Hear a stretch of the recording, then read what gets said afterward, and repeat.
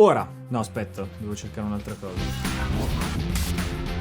Nuovo video, nuovo anno, nuova top chitarre dell'anno scorso. Ovviamente divise per categoria. Facciamo un po' gli Oscar della chitarra. Se il video vi piace lasciate like, se il video non vi piace lasciate like. E iscrivetevi al canale così almeno potete vedere altri video diversi da questo, perché video così solo una volta l'anno. Ogni categoria avrà una chitarra vincitrice. Facciamo anche la parte delle nomination. Iniziamo dalla categoria miglior chitarra semiacustica. E di queste chitarre l'anno scorso ne sono passate un po'. Potevo scegliere tra Soundstation Jazzroot, PRS SE Hollow Body e Sire H7. L'H7 è stato un sommergibile della regia marina. Grazie Siri. Tra queste chitarre la migliore per me in questa categoria è stata la Sire H7. Ok, no, non lo ridici. È stata questa per diversi motivi. Primo fra tutti il rapporto qualità-prezzo, imbattibile. Le caratteristiche che questo strumento ha rispetto al prezzo a cui viene proposta la rendono una chitarra vincente nella fascia. Top in acero fiammato, che è uno spettacolo, esteticamente è bellissima. A livello di suoni è super coerente con la chitarra che deve essere, quindi una chitarra in stile 335. Sicuramente la migliore alternativa alla Gibson ES335, ma economica. Siamo abituati bene in casa Sire. La L7 aveva vinto qualcosa l'anno scorso di sicuro, quest'anno tocca alla semiacustica.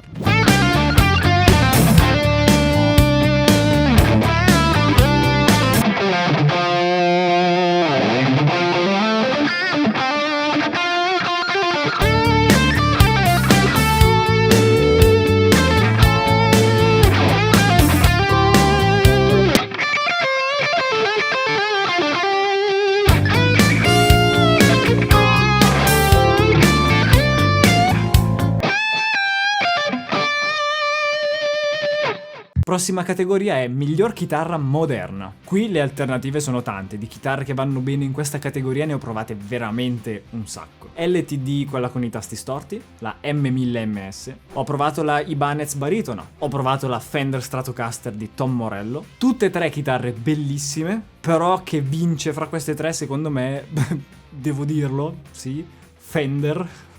Okay. Stratocaster, peggio ancora. Tom Morello che risolleva la situazione. A parte gli scherzi, vince questa perché è completa come chitarra. Va bene per suonare un sacco di cose e va bene per suonare un sacco di cose moderne, ma contemporaneamente ha un sacco di optional che funzionano da paura. Intanto ha un pickup al ponte, che non ho capito perché ho preparato le chitarre e non le sto prendendo in mano. Intanto ha un pickup al ponte che praticamente è un humbucker messo nella forma di un single coil, quindi spinge. Gli altri due single coil sono noiseless, quindi anche qui modernità. Il ponte è un Floyd Rose tipico per gli anni 80, ok, va bene, ma si possono fare un sacco di cose moderne che meglio averlo che non averlo. E poi c'è il Killswitch. Insomma, per andare in territori di sonorità moderne, questa chitarra è la più completa che ho trovato, quindi vince lei.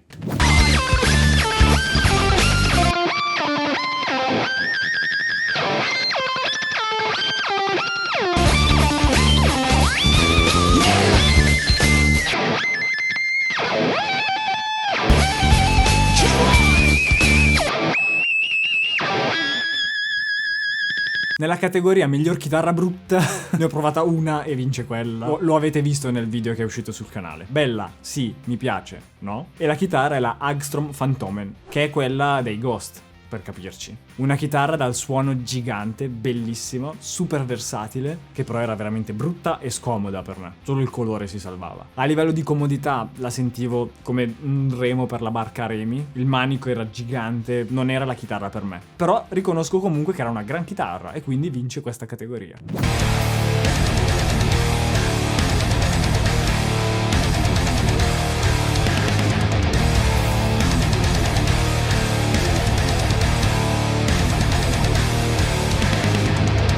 Ora passiamo alla categoria chitarra strana. Tutti gli anni provo delle chitarre che sono un po' particolari, un po' strane. Quest'anno ne ho provata una e inevitabilmente non c'è niente che può batterla.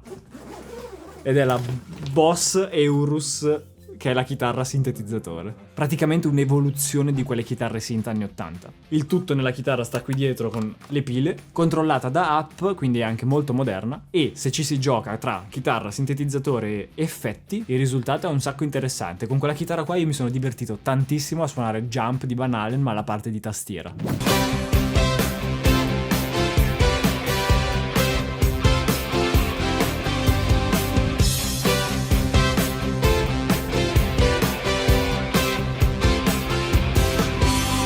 Ora, come l'anno scorso, un po' di categorie dedicate anche ai generi musicali, perché abbiamo provato chitarre diverse, fasce di prezzo diverse, e il modo migliore per catalogarle, secondo me, è darvi qualche riferimento sui generi musicali, così almeno sapete quali chitarre guardare sul canale se siete più interessati al rock, al blues, al metal o a quello che volete. Partirei dalla miglior chitarra rock. Abbiamo la Squier del 40° anniversario, abbiamo la Gretsch G5222, abbiamo la Ibanez GRG 121, una chitarra rock bella cattiva. Aia, mi prude tu. Tra queste chitarre, quella che vince per me è la Gretsch G5222. Quella chitarra ha dentro il rock, quel rock ignorante, carico, bello, che ti prende e ti fa venire voglia di suonarlo. Non a caso è la chitarra replica di Malcolm Young degli AC/DC. Esteticamente bellissima. A livello di suono uno spettacolo, i pick-up funzionano da paura. A livello di costruzione generale della chitarra, nonostante il prezzo contenuto, la qualità è comunque molto molto buona, e in linea generale la chitarra è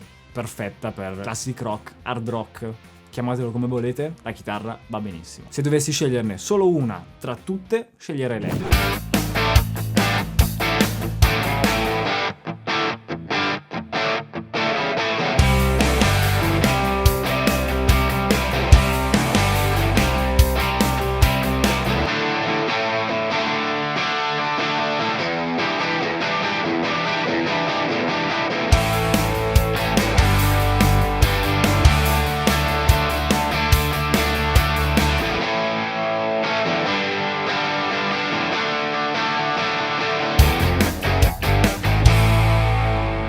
Alziamo un po' il gain e andiamo nella categoria miglior chitarra metal. Ho provato la PRS 7 corde, ho provato la Ibanez baritona, ho provato la LTD M1000MS, la multiscala, ho provato qualche Ibanez, insomma ne ho provate veramente tante di chitarre metal, ma solo una vince tra queste. Rullo di scrivanie. Ovviamente vince la PRS SE Mark Holcomb, la 7 corde. Come avrete visto recentemente è diventata la mia chitarra principale anche dal vivo, perché quando l'ho provata mi ha proprio stregato in senso negativo inizialmente. Infatti se vi ricordate non mi era piaciuta un granché, non tanto a livello di suono ma a livello di comodità. Essendo sempre stato abituato a suonare la mia Schecter bianca, cambiare chitarra che avesse un manico completamente diverso e dovermi riabituare è stato complicato. Ma una volta capito e una volta, non so come si dice in italiano, ho conosciuto la chitarra, dopo averla conosciuta, ecco, è diventata lei. È una chitarra metal perché Seymour Duncan che picchiano da paura, nonostante siano passivi. 7 corde, quindi si può scendere con le accordature di un bel po'. Io la uso in drop La anche, però l'accordatura più bassa è quella. Però resta comunque un sacco versabile, nel senso che la puoi versare in giro, un sacco versatile. Infatti ha i pick-up che sono splittabili. Darei una menzione d'onore giusto all'Ibanez baritona perché è una chitarra con cui mi sono divertito un sacco e i suoni che ho tirato fuori con quella chitarra, mamma mia. Allora gente, facciamoci sentire un po',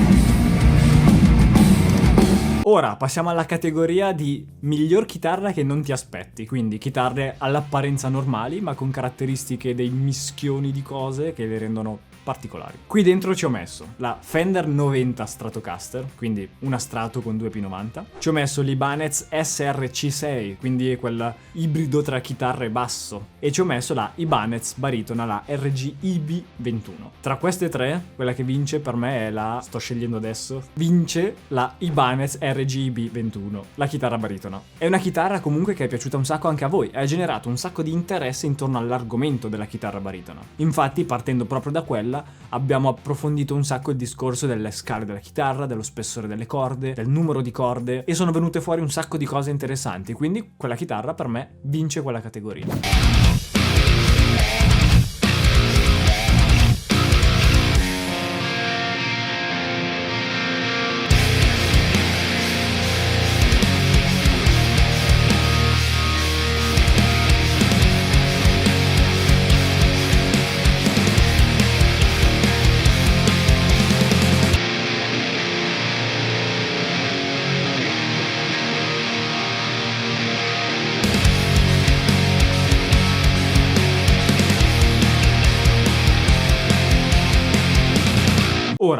tutte le chitarre che avete visto in questo video, vi lascio in descrizione i video e i link delle relative chitarre, così non vi perdete. E se vi interessa una chitarra in particolare, potete guardare il suo video. Se siete stati d'accordo con me, like. Se siete contrari a me, ditemi nei commenti qual è la chitarra che per voi vince. E proprio riguardo a questo arriviamo alla miglior chitarra decisa da voi. Ho fatto sondaggi tra YouTube, Instagram, Threads, ora c'è anche quello, e vi ho chiesto qual è stata per voi la chitarra migliore passata sul canale nel 2023. Tra tutti i sondaggi che ho fatto è uscito questo. Per voi la miglior chitarra che è comparsa sul canale nel 2023 è stata la Ibanez AZ-ES 40, e un po' posso dire di essere d'accordo. È una chitarra molto bella, molto versatile, che fonde insieme, possiamo dire, due tipi di chitarre. Una chitarra tipo la GRX 40 e le Ibanez AZ in generale. Praticamente hanno voluto rendere le Ibanez AZ, che sono chitarre molto costose e molto fatte bene, per tutti. E secondo me ci sono riusciti. L'anima delle Ibanez AZ in quella chitarra c'è.